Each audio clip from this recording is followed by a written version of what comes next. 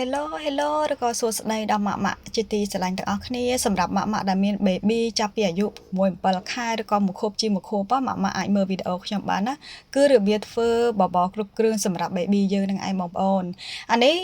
បបរគ្រប់គ្រឿងនេះគឺកូនខ្ញុំអាយុ1ខួបហើយបងប្អូនគឺ12ខែហើយចាហើយចំពោះរបៀបធ្វើក៏អត់មានពិបាកដែរបងប្អូនអាចមើលបានណាអញ្ចឹងជាដំបូងគឺខ្ញុំចាក់ប្រេងឆាបន្តិចហើយរំលែងខ្ទឹមឲ្យរៀងឡើងឈ្ងុយបន្តិចមកចាំចាក់បកាចូលចាមុខម្ហូបនេះគឺខ្ញុំប្រើជាលក្ខណៈបកាម្ដងណា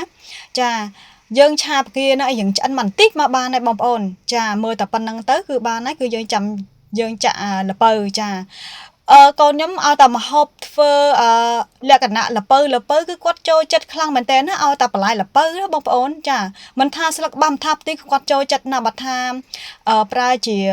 អីផ្សេងគឺគាត់អត់សូវចូលចិត្តទេចាថ្ងៃនេះគឺប្រើល្ពៅហ្នឹងគឺសាច់ល្ពៅផងបន្លែដុំល្ពៅផងផ្កាល្ពៅតងល្ពៅហើយនឹងផ្សិតណាបងប្អូនហើយលាយបាយបន្តិចផងដែរយើងឆាឲ្យយើងឡើងឆ្អិនបន្តិចមកហើយចាំយើងចាក់តងល្ពៅស្លឹកបងប្អូនហ្នឹងហើយស្លឹកល្ពៅនឹងចូលថ្ងៃនេះគឺបន្លែល្ពៅទៀតដែរបងប្អូនគឺកូនខ្ញុំចូលចិត្តឲ្យញ៉ាំច្រើនខ្លាំងមែនតើណាយើងឆាល្ពៅនេះរៀងយើងឆ្អិនតិចមកចាំយើងចាក់ទឹកចូលចំពោះទឹកប្រើកន្លះលីត្រមកប្រើមកសមល្មមដើម្បីរំងាស់សាច់ហើយនឹងបន្លែនឹងរៀងឡើងឆ្អិនតិចមកចា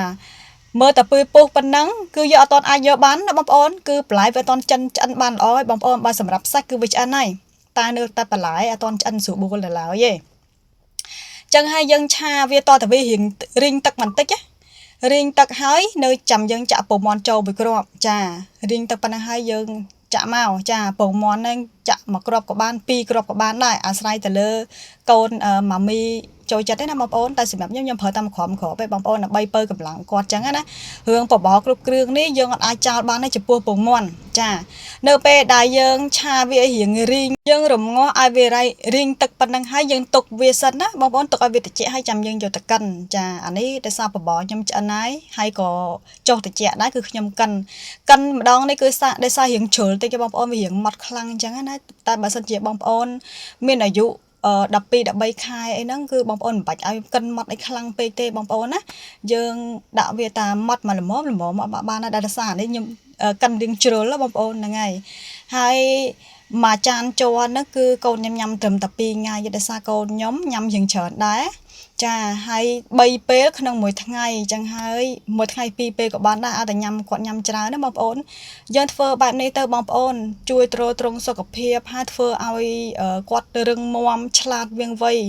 តែបើសិនជាបងប្អូនអត់មានពេលធ្វើទេបងប្អូនប្រើតែបបរអូហ្គានិកក៏វាអត់កើតដែរបងប្អូនសម្រាប់កូនគឺកូនញ៉ាំអត់ញ៉ាំទេហ្នឹង